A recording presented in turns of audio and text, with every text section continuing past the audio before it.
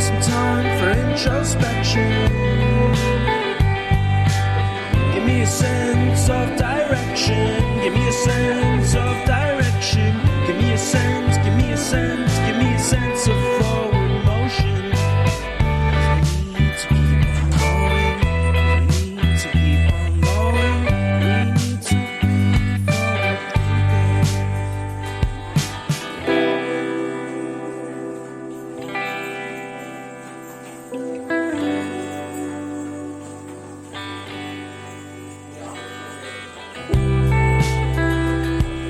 ಸ್ವಲ್ಪ door open ಮಾಡಿ.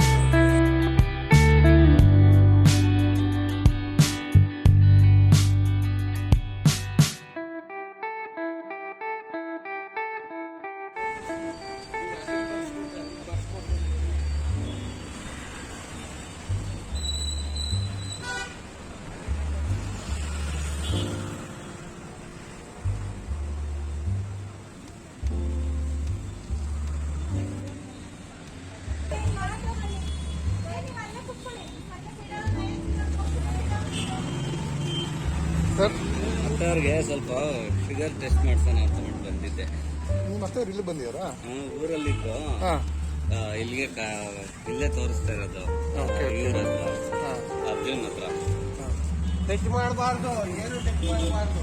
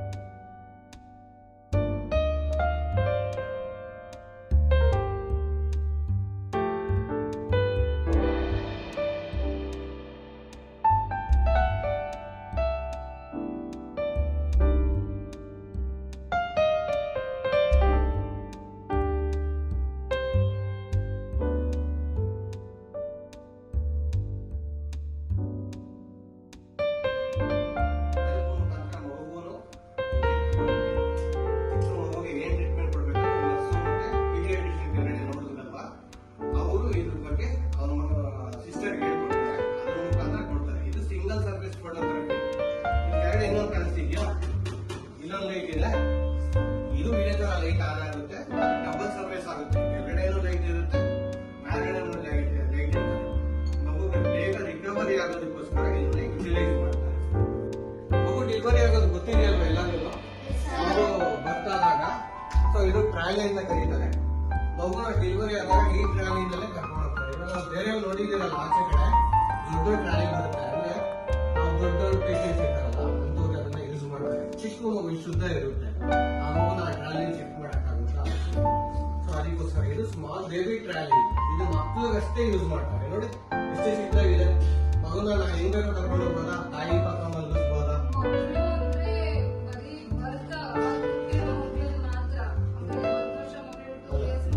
Delivery ಆಗಿರುತ್ತಲ್ಲ ಆ ಮಕ್ಕಳನ್ನ ಮಾತ್ರ ತುಂಬಾ ಚಿಕ್ಕ ಇರುತ್ತೆ.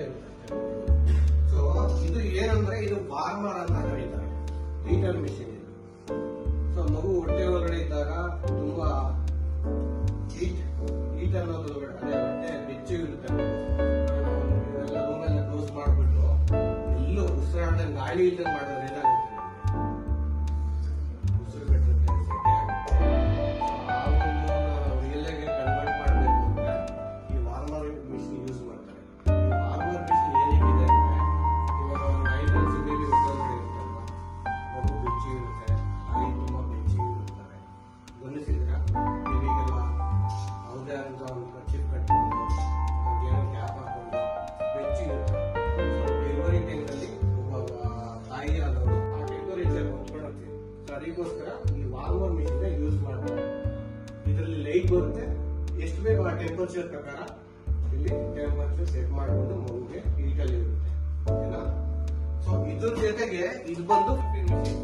ಸೊ ಮಗುಗೆ ಫಾರ್ ಎಕ್ಸಾಂಪಲ್ ಪ್ರೀ ಮೆಚೂರ್ಡ್ ಆಗಿ ಬಂದ್ಬಿಟ್ಟಿರುತ್ತೆ, ಮಗು 3 ತಿಂಗಳು ಮುಂಚೆನೆ ಹುಟ್ಟಿರುತ್ತೆ, ಇಲ್ಲ ಅದಾದ್ಮೇಲೆ ಹುಟ್ಟಿದ್ರೆ ಮಗುಗೆ ಜಾಂಡೀಸ್ ಅಂತ ಬರುತ್ತೆ. ಈ ಹುಟ್ಟೋ ಮಕ್ಕಳಲ್ಲಿ ಕೆಲವರಿಗೆ ಕಾಮನ್ ಆಗಿರುತ್ತೆ, ಮಕ್ಕಳಿಗೆ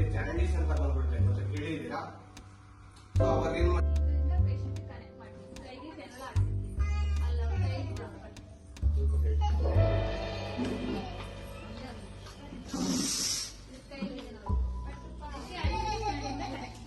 ನೋಡಿ ಇಲ್ಲಿದೆ ಇದು ಔಟ್ರೇ ಇರುತ್ತೆ. ಅದು ದೊಡ್ಡವ್ರಿಗೆ ಚಿಕ್ಕವ್ರಿಗೆ ಸಪ್ರೇಟ್ ಇರುತ್ತೆ ನೋಡಿ ನೋಡಿ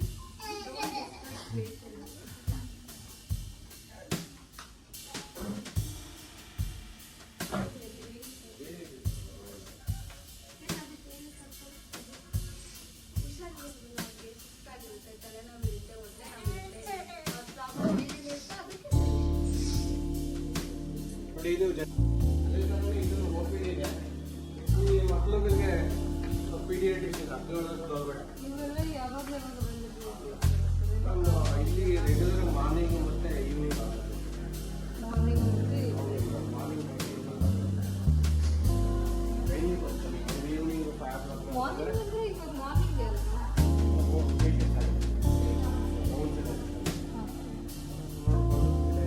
ನೋಡಿ ಇಲ್ಲಿ ಖಾಲಿ ಇದೆ ಅಂತಂದ್ರೆ ಅವರು ಇಲ್ಲಿ ಇರಲ್ಲ. ಅವರು ಯಾವ್ದಾದ್ರು ಇವಾಗ ಸರ್ಜರಿಗಾಗಿರ್ಬೋದು ಅಥವಾ ಬೇರೆ ಪೇಷಂಟ್ಸ್ ನ ನೋಡೋದಕ್ಕೆ ಅಡ್ಮಿಟ್ ಆಗಿರ್ತಾರಲ್ಲ ಅವ್ರನ್ನ ನೋಡೋದಕ್ಕೆಲ್ಲ ಹೋಗಿರ್ತಾರೆ. ಇಲ್ಲೆಲ್ಲ ಖಾಲಿ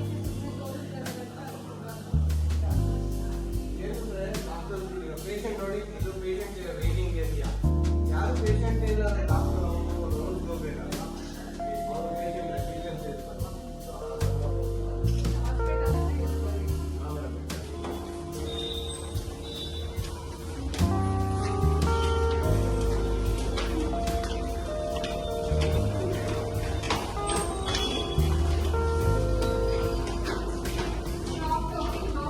ಯಾಕೆ ಅಂದ್ರೆ ಕ್ರಿಟಿಕಲ್ ಕೇರ್ ಯೂನಿಟ್ ಅಂತ ಇದಲ್ಲ, ಅದಕ್ಕೋಸ್ಕರ ಪೇಷಂಟ್ ಜಾಸ್ತಿ ಇರುತ್ತೆ.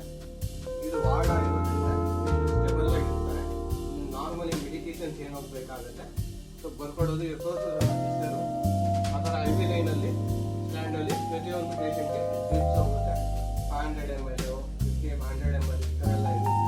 ಸೊ ರಿಲೆವೆಂಟ್ ಆಗುತ್ತೆ. ಟ್ರೀಟ್ಮೆಂಟ್ ಪ್ರಕಾರ ಇಂಜೆಕ್ಷನ್ ಕೊಡೋದಕ್ಕೆ ನರ್ಸಲ್ಲಿ ಇರ್ತಾರೆ. ಪ್ರತಿಯೊಂದು ಶಿಫ್ಟಲ್ಲಿ 3 ಶಿಫ್ಟ್ ಇರುತ್ತೆ. ಆ ಶಿಫ್ಟಲ್ಲಿ 6 ವರ್ಷಗಳು ಬಂದು ಆ ಪೇಷಂಟ್ ಏನಿರುತ್ತೆ ಈ ವಾರ್ಡಲ್ಲಿ ಅವ್ರು ನೋಡ್ಕೊಳ್ತಾರೆ, ಪ್ರತಿಯೊಂದು ಎಕ್ಸ್ಪ್ಲೇನ್ ಮಾಡ್ತಾರೆ. ಪೇಷಂಟ್ ಮನೆಗೆ ಹೋಗ್ಬೇಕಾದ್ರೂ ಟ್ರೀಟ್ಮೆಂಟ್ ಸಮ್ಮರಿ ಬರ್ಕೊಟ್ಟಿರ್ತಾರೆ. ಡಾಕ್ಟರು ಟ್ರೀಟ್ಮೆಂಟ್ ಬರ್ಕೊಡ್ತಾರೆ, ನಿಮ್ಗೆ ನೋಡ್ತಾರೆ ಏನಾಗಿದೆ ಅನ್ನೋದು ಡಾಕ್ಟರ್ ಎಕ್ಸ್ಪ್ಲೇನ್ ಮಾಡ್ತಾರೆ. ಯಾನಿಕ್ ಹಾಸ್ಪಿಟಲ್ ಬರಬಾರ್ದು ಅಂದ್ರೆ ಇವಾಗ ಮನೆಗೆ ನೀವು ಫೋನ್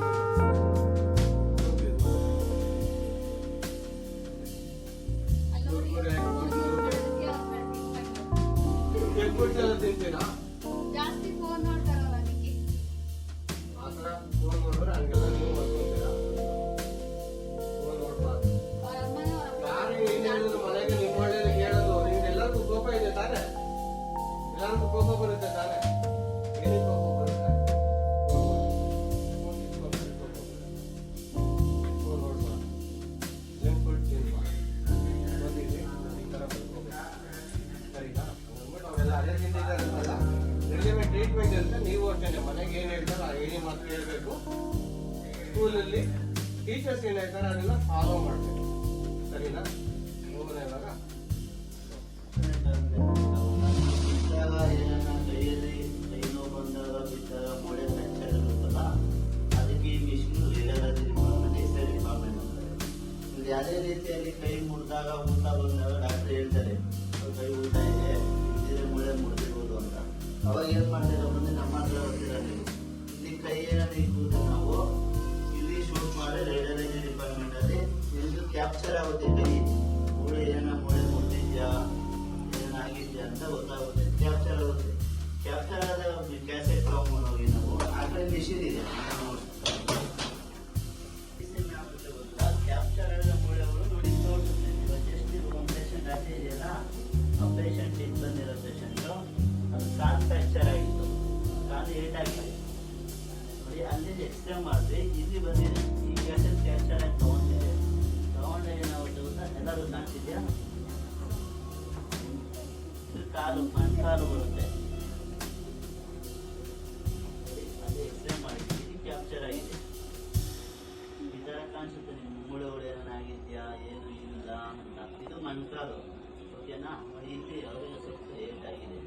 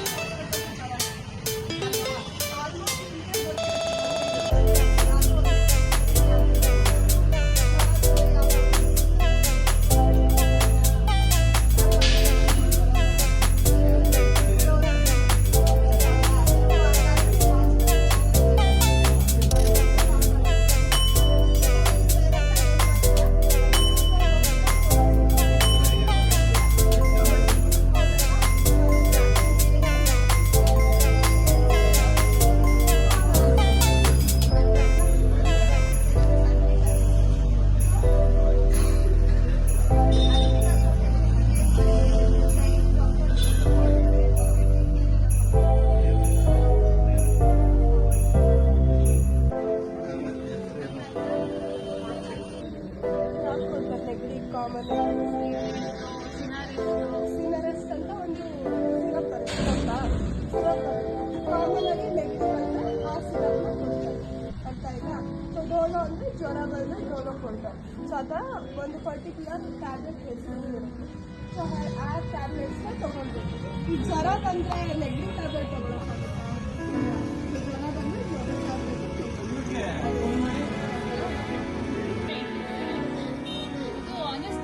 ಜಾಸ್ತಿ ಇಟ್ಟಿರ್ತಾರೆ ಮೇಲ್ಗಡೆ ಫ್ರಿಜ್ಜಲ್ಲಿ, ಅದು ವರ್ಕ್ ಆಗಲಿ ಅಂತ ಬೇಗ ವರ್ಕ್ ಆಗಲಿ ಅಂತ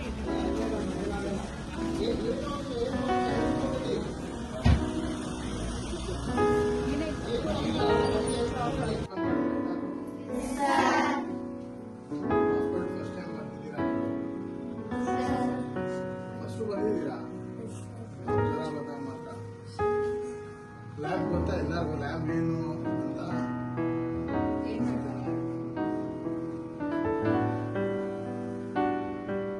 ನಿಮಗೆ ಜ್ವರ ಬಂದಾಗ ಡಾಕ್ಟ್ರು ಹೇಳ್ತಾರೆ ಯಾವ ಜ್ವರ ತೋರಿಸ್ಕೊಂಡು ಹೋಗ್ರಿ. ಅವಾಗ ಎಲ್ಲೋತೀರಾ ನೀವು? ಅಲ್ಲಿ ಏನು ಕೊಡ್ತೀರಾ?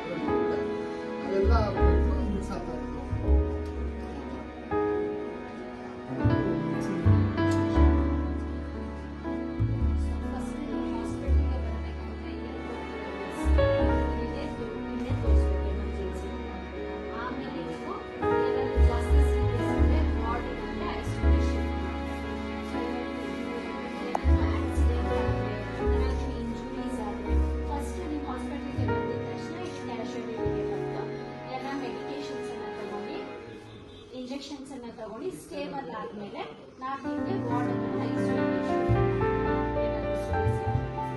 ಓಕೆನಾ. ಫಸ್ಟ್ ಇಲ್ಲೇ ಎಲ್ಲ ಮೆಡಿಕೇಶನ್ ಅಂತ ತಗೊಂಡು ಸ್ಟೇಬಲ್ ಆಗಿ ಆಮೇಲೆ ನೆಕ್ಸ್ಟ್ ಪ್ರೊಸೀಜರ್ ಓಕೆನಾ.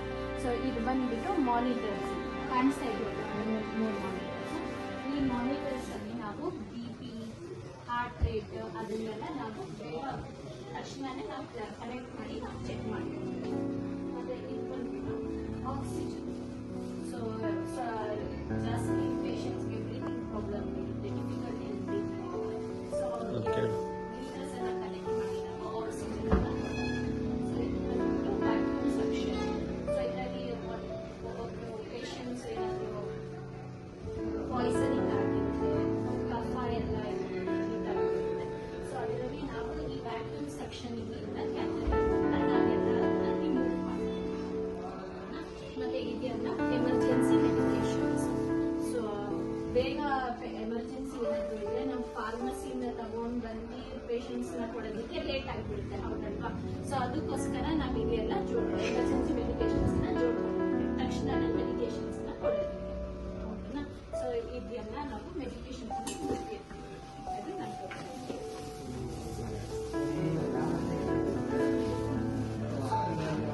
ಎಮರ್ಜೆನ್ಸಿ ಮೆಡಿಕೇಶನ್ಸ್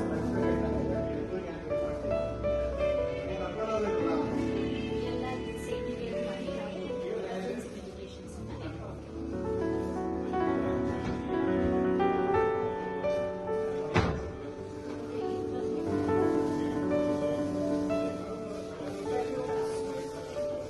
ಇವಾಗ syringes, needles,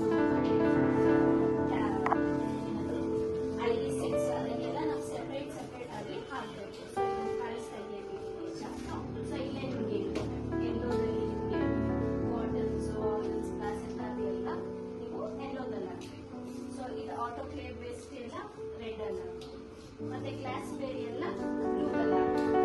so sharp items, plates, needles ಅದನ್ನೆಲ್ಲ ನಾವು ಸೆಪರೇಟ್ ಮಾಡಿ ಹಾಕಬೇಕು. ಎಲ್ಲ ಸೆಪರೇಟ್ ಸೆಗ್ರಿಗೇಟ್ ಮಾಡಿ ಹಾಕಬೇಕು. ಏನಾದರೂ ಡೌಟ್ ಇದೆಯಾ?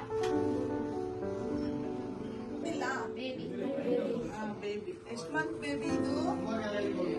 1 month, ಇದು 2 months, ಇದು 3 months, ಇದು 4 months, 5 months, 6 months, 7 months, 8 months, 9 months. 9 months. ಏನ್ ಗೊತ್ತಾ, ಇದು ಪಾಪು ಮಗು ಹೊಟ್ಟೆಯಲ್ಲಿ ಡೆವಲಪ್ ಆಗೋದು ಅಂದ್ರೆ ಬೆಳವಣಿಗೆ ಆಗೋದು, ಗರ್ಭಕೋಶ ಪ್ರೆಗ್ನೆಂಟ್ ಅಂತ ಹೇಳ್ತೀವಲ್ಲ. ಸೊ ಅವಾಗ ಇದು ಫಸ್ಟ್ ತಿಂಗಳು, ಸೆಕೆಂಡ್ ತಿಂಗಳು, ಥರ್ಡ್ ತಿಂಗಳು ಅಂತ ಹೇಳ್ಬಿಟ್ಟು ಮಗು 9 ತಿಂಗಳು ತಾಯಿ ಹೊಟ್ಟೆಯಲ್ಲಿ ಇರುತ್ತೆ ಗೊತ್ತಾ. ಸೊ ಅದೇ ತರನೇ ಇದು ಮಗು ಡೆವಲಪ್ ಆಗಿ ಆಮೇಲೆ ಡೆಲಿವರಿ ಆಗೋದು, ಓಕೆನಾ. ಆಮೇಲೆ ಫಸ್ಟ್ ಬರ್ತದೆ. ನೀವು ಫಸ್ಟ್ ಇಯರ್ ಎಲ್ಲ ಬರ್ತಡೆ ಮಾಡ್ಕೊಂಡಿದ್ದೀರಲ್ಲ, ಆ ತರನೇ ಇದನ್ನು ಪಾಪುಗೆ, ಓಕೆನಾ. ಮತ್ತೆ ಎಲ್ಲ ಗ್ರೋತ್ ಎಲ್ಲ ಹೆಂಗೆ ನಿಮ್ದು? ಎಲ್ಲ ಚೆನ್ನಾಗಿದ್ಯಾ? ಹೈಟ್ ವೇಟ್ ಎಲ್ಲ ಚೆನ್ನಾಗಿದ್ದೀರಾ? ಹೆಲ್ದಿ ಫ್ರೂಟ್ಸ್ ತಿಂತಿದ್ದೀರಾ? ಏನೇನು ತಿಂತೀರಾ? ಜಂಕ್ ಫುಡ್ಸ್ ಎಲ್ಲ ತಿಂತೀರಾ? No, ma'am. ನಿಜನಾ? ಫೋನ್ಸ್ ನೋಡ್ತೀರಾ? ಫೋನ್ ನೋಡ್ತೀರಾ? Sometimes you see.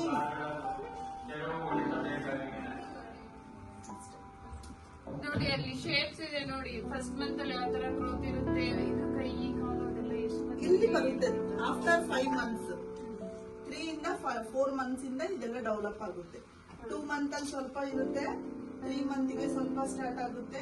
ನೋಡಿ ಕೈ, ಕಾಲು, ಹೊಟ್ಟೆ ಎಲ್ಲ ಕಾಣ್ತಿದ್ಯಾ? ನೋಡಿ ಕಿವಿ ಎಲ್ಲ ಸ್ಟಾರ್ಟ್ ಆಗುತ್ತೆ. 3 ಮಂತ್ ಇಂದ 4 ಮಂತ್ ಇಂದ ಸ್ಟಾರ್ಟ್ ಆಗುತ್ತೆ. ಓಕೆ, ಪ್ರತಿ ಮಂತ್ ಬೇಬಿಗೆ ಡೆವಲಪ್ ಆಗ್ತಾನೆ ಹೋಗುತ್ತೆ. ನೋಡಿ ಮಂತ್ ವೈಸ್ ಇರುತ್ತೆ. ನೋಡಿ ಫಸ್ಟ್ ಚಿಕ್ಕದಿತ್ತು, ಆಮೇಲೆ ದೊಡ್ಡದಾಯ್ತು, ಅದಕ್ಕಿಂತ ದೊಡ್ಡದು, ಅದಕ್ಕಿಂತ ದೊಡ್ಡದು, ಅದಕ್ಕೆ ಅವಾಗ ಪಾಪು ಇದೆಷ್ಟು ಗ್ರಾಮ್ಸ್ ಇರುತ್ತೆ? ಓನ್ಲಿ 500 ಗ್ರಾಮ್ಸ್ ಇರುತ್ತೆ. ಆಮೇಲೆ ಬರ್ತ್ ವೇಟ್ ಎಷ್ಟಿರುತ್ತೆ? 2.5. ಓಕೆನಾ. ಅದೇ ತರನೇ ಇದಾಗುತ್ತೆ. ಡೈರೆಕ್ಟ್ ಆಗಿ ಏನ್ ಮಾಡ್ತೀರಾ? ಮೆಡಿಕಲ್ ಸ್ಟೋರ್ ಹೋಗ್ತೀರಾ, ಹೌದಲ್ವಾ? ಸೊ ಅದೇ ತರ ನಿಮ್ಗೆ ಏನೇನು ಮೆಡಿಸಿನ್ಸ್ ಮಾಡಿದೆ.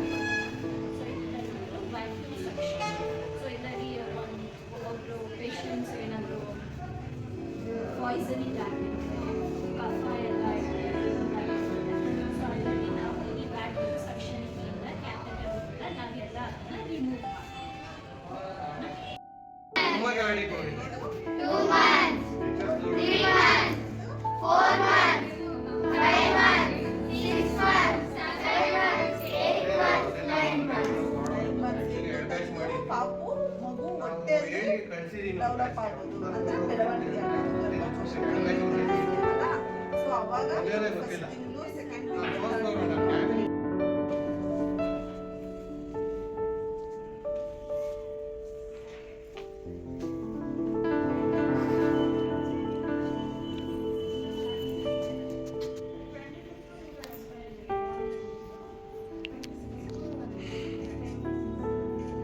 ನೋಡ್ತಾ ಇದ್ದೀರಾ ಕನೆಕ್ಟ್ ಮಾಡ್ತೀನಿ ಕೈಗೆ ಎಲ್ಲ ಅಲ್ಲೊಂದು ಕೈ ಇಲ್ಲ.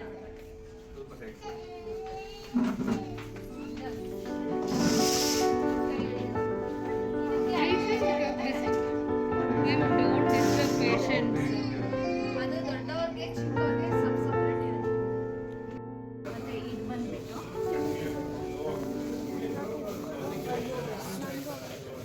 ಇವಾಗ ಸಿರಿಂಜಸ್ಸು ನೀಡಲ್ಸು ಮತ್ತು ಏನದು IV ಸೆಟ್ಸ್ ಅದನ್ನೆಲ್ಲ ನಾವು ಸೆಪ್ರೇಟ್ ಆಗಿ ಹಾಕಬೇಕು. ಸೊ ಇದನ್ನು ಕಾಣಿಸ್ತಾ ಇದೆ ಇಲ್ಲಿ ನಿಮಗೆ ಚಾರ್ಟು. ಸೊ ಇಲ್ಲೇ ನಿಮಗೆ ಇರುತ್ತೆ ನೋಡಿ, ಎಲ್ಲೋದಲ್ಲಿ ನಿಮಗೆ ಕಾಟನ್ಸು ಆರ್ಗನ್ಸ್ ಪ್ಲಾಸೆಂಟ ಅದೆಲ್ಲ ನೀವು ಎಲ್ಲೋದಲ್ಲಿ ಹಾಕಬೇಕು. ಸೊ ಇದು ಆಟೋಕ್ಲೇವ್ ಬೇಸ್ಡ್ ಎಲ್ಲ ರೆಡ್ಡಲ್ಲಿ ಹಾಕಬೇಕು, ಮತ್ತು ಗ್ಲಾಸ್ ವೇರ್ ಎಲ್ಲ ಬ್ಲೂದಲ್ಲಿ ಹಾಕಬೇಕು. So sharp items blades needles ಅದನ್ನೆಲ್ಲ ನಾವು ಸೆಪ್ರೇಟ್ ಮಾಡಿ ಇದರಲ್ಲಿ ಹಾಕಬೇಕು. ಎಲ್ಲ ಸೆಪ್ರೇಟ್ ಸೆಗ್ರಿಗೇಟ್ ಮಾಡಿ ಹಾಕಬೇಕು. ಓಕೆನಾ? ಏನಾದರೂ ಡೌಟ್ ಇದೆಯಾ? ನೋಡಬಾರ್ದು, ಎಲ್ಲೂ ಏನು ನೀಟಾಗಿರಬೇಕು. ನೀಟಾಗಿದ್ರೆ ಏನೋ ಇನ್ಫೆಕ್ಷನ್ ಏನಾಗಿ ನೋಡೋದು ಬರಲ್ಲ. ಬನ್ನಿ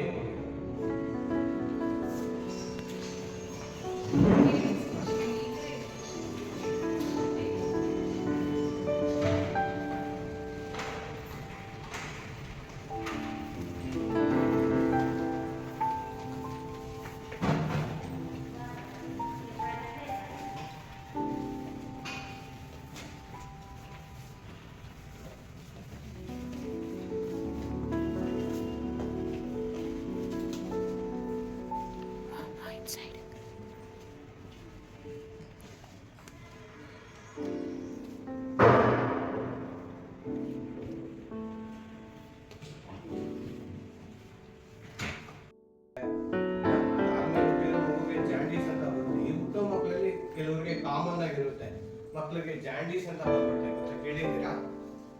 ಸೊ ಅವಾಗ ಏನ್ ಮಾಡ್ತಾರೆ, ಫೋಟೋ ಥೆರಪಿ ಕೊಡ್ಬೇಕಾಗುತ್ತೆ ಮಗುಗೆ. ನೋಡಿ ಇವಾಗ ಮಗು ಇಲ್ಲಿ ಮಲಗಿಸ್ತಾರೆ, ಈ ಲೈಟ್ ನ ಈ ತರ ಮಗು ಮೇಲೆ ಬಿಡ್ತಾರೆ. ಆ ಒಂದು ಮಗುಗೆ ಇದರಲ್ಲಿ ಒಂದು ಟ್ರೀಟ್ಮೆಂಟ್ ಬರುತ್ತೆ. ಸೊ ಅದರ ಮುಖಾಂತರ ಮಗುನು ಸೊ ಮಗುಗೆ ಏನ್ ಟ್ರೀಟ್ಮೆಂಟ್ ಕೊಡ್ಬೇಕಂತ ಮತ್ತೆ ಪೀಡಿಯಾಟ್ರಿಷಿಯನ್ ನೋಡಿದ್ರಲ್ಲ ಅವರು ಇದ್ರ ಬಗ್ಗೆ ಅವ್ರ ಸಿಸ್ಟರ್ ಹೇಳ್ಕೊಡ್ತಾರೆ.